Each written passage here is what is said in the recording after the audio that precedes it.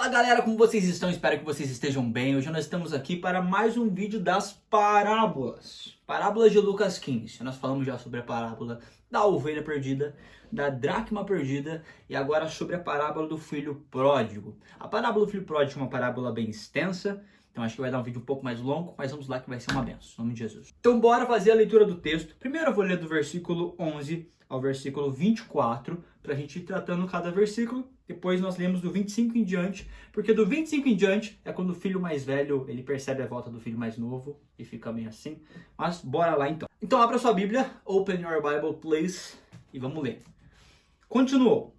Certo homem tinha 2 filhos. O mais moço deles disse ao pai: Pai, dá-me a parte dos bens que me cabe. E ele lhes repartiu os haveres. Passado não muitos dias, o filho mais moço, ajuntando tudo o que era seu, partiu para uma terra distante. E lá dissipou todos os seus bens, vivendo dissolutamente. Depois de ter consumido tudo, sobreveio àquele país uma grande fome, e ele começou a passar necessidade. Então ele foi, se agregou a um dos cidadãos daquela terra, e este o mandou para os seus campos a guardar os porcos. Ali desejava ele fartar-se das alfarrobas que os porcos comiam, mas ninguém lhe dava nada. Então, caindo em si, disse: Quantos trabalhadores de meu pai têm pão com fartura, e eu aqui morro de fome? Levantar-me-ei, irei ter com meu pai, e lhe direi: Pai, eu pequei contra o céu e diante de ti, e já não sou digno de ser chamado teu filho. Trata-me como um dos teus trabalhadores. E levantando-se, foi para o seu pai. Vinha ele ainda longe, quando seu pai o avistou, e compadecido dele, correndo, o abraçou e o beijou. E o filho lhe disse: Pai, eu pequei contra o céu e diante de ti, já não sou digno de ser chamado teu filho. O pai, porém, disse aos seus servos: Trazei depressa a melhor roupa e vesti-o. Ponha um anel em seu dedo e sandália em seus pés. Trazei também e matai o novilho cevado. Comamos e nos alegremos, porque este meu filho estava morto e reviveu, estava perdido e foi achado. E começaram a alegrar-se. Amém. Então, partindo do versículo de número 11... Continuou, certo homem tinha 2 filhos. A parábola vai falar sobre um pai que tinha 2 filhos. Um dos filhos pede a herança para gastar como bem queria e o outro permanece em casa. Mas a gente percebe no final que ambos estavam fora de casa. Versículo 12. O mais moço deles disse ao pai: Pai, dá-me a parte que me cabe. E ele lhes repartiu os haveres. Aqui nesse versículo 12 já tem um paradoxo muito grande. O paradoxo é uma anulação de ideias, né? Por exemplo, subir para baixo, descer para cima, não tem como. Então, tem uma anulação de ideia. Por quê? Porque o filho pede o que já era dele. Pai, me dá a parte dos bens que me cabe. O filho estava na casa do pai.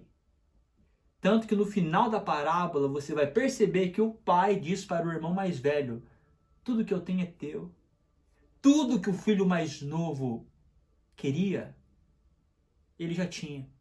Só que ele pede a herança para que ele pudesse gastar como ele queria e na ausência do pai. Esse é um fato da parábola. Pai, me dá a parte que me cabe. Ou seja, eu quero gastar como eu quero. Tanto que a forma como ele gasta não glorifica a Deus, né? Vamos continuar. Versículo 13.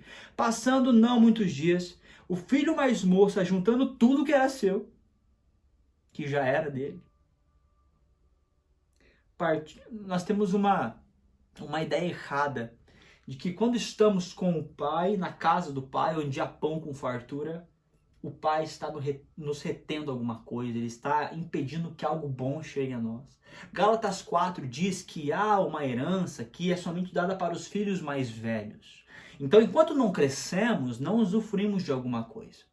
Não usufruímos de algumas coisas, porque algumas coisas existem maturidade. Se você der um carro na mão de uma criança, ela não vai dirigir o carro, não vai aproveitar o carro.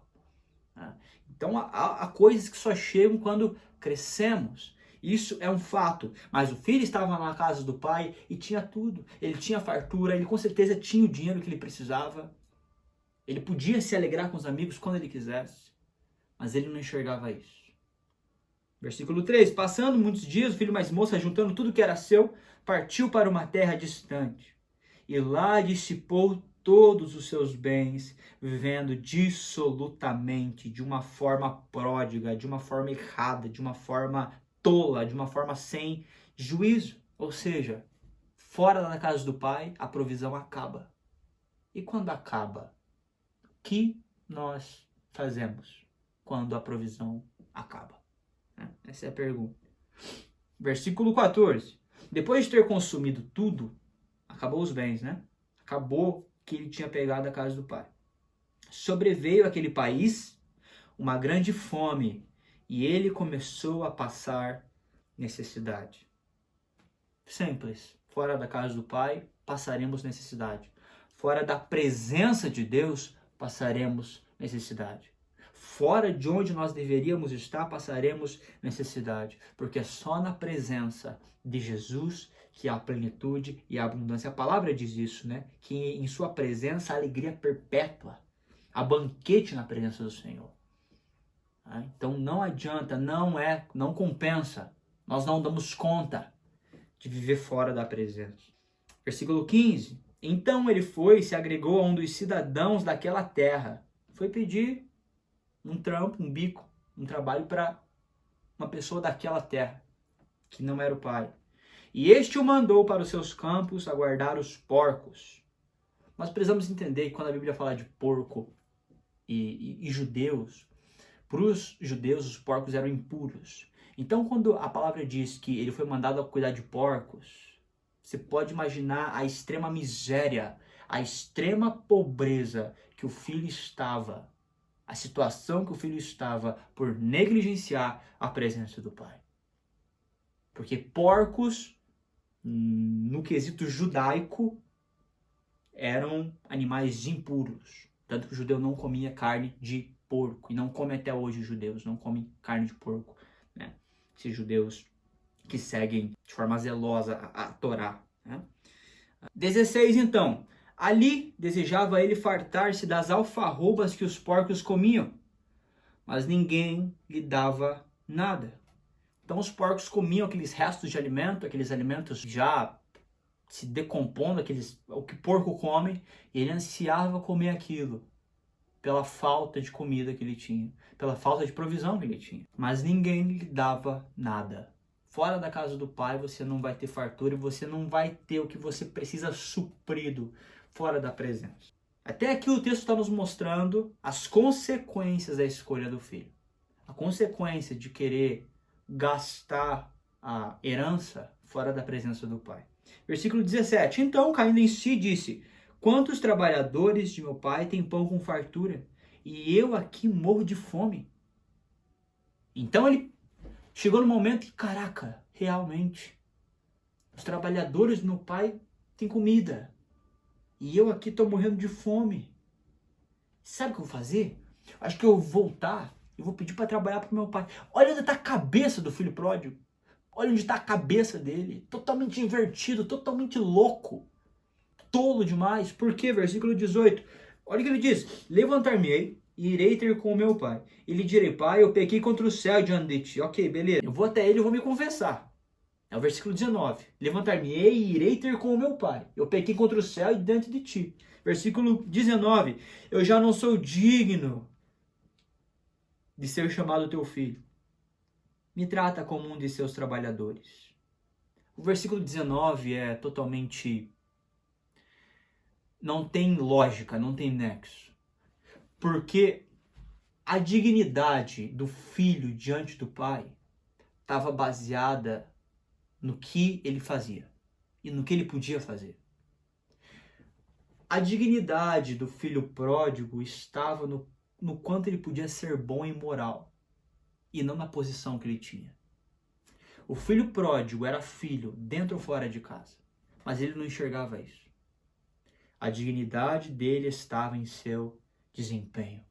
E quantos de nós que nos sentimos menos filho porque oramos pouco, porque às vezes jejuamos pouco, porque lemos a palavra pouco, ou porque pecamos muito durante a semana e nós vamos nos sentindo cada vez menos filhos, menos merecedores da graça de Deus? Meu irmão, se nós somos aceitos diante de Deus, é somente pelos méritos de Cristo Jesus. Um dos meus versículos favoritos, segunda carta de Paulo aos Coríntios, capítulo 5, versículo 21. Aquele que nunca pecou, Deus o fez pecado, para que nele fôssemos feitos justiça de Deus. Jesus foi feito pecado para que nós fôssemos feitos justiça dele. O filho pródigo não conseguia enxergar quem ele era diante do Pai, mesmo diante dos erros. E ele volta se sentindo indigno, porque é isso que o pecado faz. O pecado traz culpa, indignidade. Mas diante do sangue de Jesus, a lavagem dos nossos pecados, a purificação para nós. Hebreus vai dizer isso, né? Chegai-vos confiadamente ao trono da graça. Não é com vergonha, é de forma confiante, a fim de receber o auxílio e a misericórdia quando vocês precisarem. Então eu estou precisando, eu estou só o pó, né? Alguém já disse esses dias, se Deus não existe, por que a galera fala estou só o pó e não sou o macaco, né? Mas enfim, então quando eu não estou bem, eu chego confiante ao trono da graça, a fim de receber aquilo que eu necessito, porque eu tenho direito por meio de Jesus.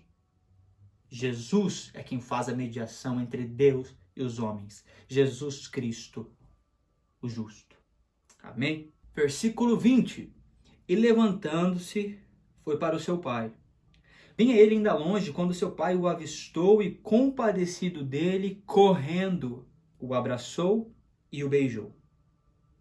Você pode notar que é um texto onde o pai representa Deus. O filho pródigo representa a gente. Representa todos nós que nos afastamos. Mas você nota que no texto o filho pródigo não corre. Não é o filho pródigo que chega e se ajoelha aos pés do pai e chora e pede perdão. O pai corre. O pai, quando avista de longe a misericórdia, o amor furioso, compadecido dele, corre, o abraça e o beija. A misericórdia de Deus, o amor de Deus. Ele olha para você e para mim, ele não se aguenta, cara. Ele corre, ele abraça e nos beija. 21. E o filho lhe disse, novamente veio o filho com aquele discurso, né? Pai, eu pequei contra o céu e diante de ti, e eu já não sou digno. Não há dignidade, porque eu errei. A minha dignidade vem de mim mesmo, a minha dignidade vem do que eu faço, a minha dignidade vem do meu desempenho. Olha que visão invertida. Já não sou digno de ser chamado teu filho. 22. O pai, porém, disse aos seus servos. Isso aqui é fantástico. Isso aqui é fantástico. Porque entre o versículo 21 e o 22 não tem uma resposta, mas uma interrupção do pai. O filho diz no versículo 21, e o filho lhe disse, pai, eu pequei contra o céu e diante de ti, e já não sou digno de ser chamado o teu filho. O correto do texto era o pai responder. Responder, não, filho, né, eu te amo, tá tudo bem. Ele não responde o filho. Versículo 22, o pai, porém, disse aos servos. Ocorre uma interrupção. É como se o pai dissesse, cara, você não sabe nem o que você está falando. Você está com a cabeça onde? O pai, porém, disse aos seus servos, trazei depressa a melhor roupa e vestiu. Ponham um anel em o seu dedo, anel que representa aliança. Ele ainda tem uma aliança comigo. E sandália nos pés, eu mudo a forma de ele andar. Aleluia. O pai, porém, disse aos seus servos, trazei depressa a melhor roupa, roupas novas, vestes brancas, vestiu, põe um anel em seu dedo e sandália em seus pés. Eu mudo a condição. 23. Trazei também e matai o novilho cevado, aquele novilho que estava sendo engordado, aquele novilho que estava sendo preparado para o abate. Trazei também e matai o novilho cevado, comamos, regozijemos, tanto na parábola da ovelha perdida, na parábola da dracma perdida e também agora na parábola do filho pródigo, ambas a alegria no retorno do pecador, no retorno daquele que se extraviou, no retorno daquele que estava perdido e foi encontrado. A alegria, a júbilo. No retorno daquele que errou, há sempre alegria. Aleluia. Versículo 24. Porque meu filho estava morto e reviveu. Estava perdido e foi achado. e começaram a alegrar-se. A alegria. A alegria. E agora nós entramos na parte final da parábola, que é a reação do filho mais velho, que estava dentro, não pediu a sua herança, não foi gastar fora, mas também estava fora. Estava com o coração no lugar errado. Versículo 25. Vamos ler do 25 ao 32. Segue. Versículo 25. Ora, o filho mais velho estivera no campo. E quando voltava, ao aproximar-se da casa, ouviu as músicas e as danças. Chamou um dos criados e perguntou-lhe o que era aquilo. E ele informou: veio teu irmão e teu pai mandou matar o novilho cevado, porque o recuperou com saúde. Ele se indignou e não queria entrar. Saindo, porém, o pai procurava conciliá-lo, mas ele respondeu a seu pai: há tantos anos que te sirvo sem jamais transgredir uma ordem tua, e você nunca me deu um cabrito para alegrar-me com os meus amigos. Vindo, porém, esse teu filho, não chama ele nem de irmão, vindo, porém, esse teu filho, que desperdiçou os teus bens com meretrizes, tu mandaste matar para ele um novilho cevado. Então lhe respondeu o pai: meu filho, tu sempre estás comigo, e tudo o que é meu é teu. Entretanto, era preciso que nos regozijássemos e nos alegrássemos, porque esse teu irmão estava morto, aleluia, e reviveu, foi perdido, estava perdido, e foi achado. Versículo 25. Ora, o filho mais velho estivera no campo, e quando voltava, ao aproximar-se da casa, ouviu a música e as danças. O filho mais velho provavelmente estava trabalhando, estava no campo, estava afastado e não viu o retorno do irmão. Mas quando ele volta para casa, ele ouve as músicas, ele ouve as danças, ele fica intrigado com aquilo. Versículo 26. Chamou um dos criados e perguntou-lhe o que era aquilo. Então ele chama um dos servos, um dos criados: o que está acontecendo na casa? Por que está tendo dança? Por que está tendo esses barulhos? 27. E ele informou: o teu irmão, ele chegou, veio o teu irmão, e teu pai mandou matar o novilho cevado, porque o recuperou com saúde. Nesse momento, o irmão mais velho recebe essa notícia e recebe o baque ao mesmo tempo. Como assim? Como assim? Versículo 28. Ele se indignou e não queria mais entrar. Saindo, porém, o seu pai procurava conciliá-lo. O filho mais velho fica indignado e ele não quer entrar, porque chegou o irmão mais novo e o seu pai mata o novilho cevado para ele. Faz uma boa recepção para ele. E isso não entra na cabeça do filho mais velho, porque o filho mais velho estava geograficamente dentro de casa, mas no seu coração ele estava fora. Porque o filho mais velho, se estivesse dentro, se alegraria com a volta do irmão. E entenderia desde o início que tudo o que é do pai também é dele. O filho mais velho estava dentro, mas não sabia quem era. E quantos de nós estamos dentro de uma igreja, de um local, e não sabemos quem somos? E não conseguimos nos alegrar com aqueles que se alegram. Não conseguimos nos alegrar com aqueles que estão chegando. Não conseguimos nos alegrar com aqueles que foram perdoados depois de um erro grave. Será que nós somos os irmãos mais velhos? E o pai procurava conciliar. 29. Mas ele respondeu a seu pai: há tantos anos que te sirvo sem jamais transgredir uma ordem tua, e você nunca me deu um cabrito para me alegrar com os meus amigos. Olha o argumento do filho mais velho. Pai, eu tenho sido bom todo esse tempo. Eu tenho sido repreensível todo esse tempo. Eu tenho trazido alegria para o teu coração todo esse tempo. Justiça própria. Orgulho. Você deveria me valorizar mais, porque eu não erro. Olha como tá cheio de orgulho isso aqui. A soberba imperando isso aqui. Pai, você não prestou atenção que eu nunca errei? Você não prestou atenção que eu nunca saí daqui? Um filho que não entendia o seu valor. Versículo 30. Vindo, porém, esse teu filho, o filho mais velho falando, e ele está com raiva do irmão, Porque ele não fala, vindo porém o meu irmão. Vindo porém esse teu filho. A leitura é bem simples. Vindo porém esse teu filho, que desperdiçou os teus bens com meretrizes, tu mandaste matar para ele o novilho cevado. Pai, o que você fez não tem lógica. É porque o filho não tem a ótica do pai. O filho não tem a ótica de um pai.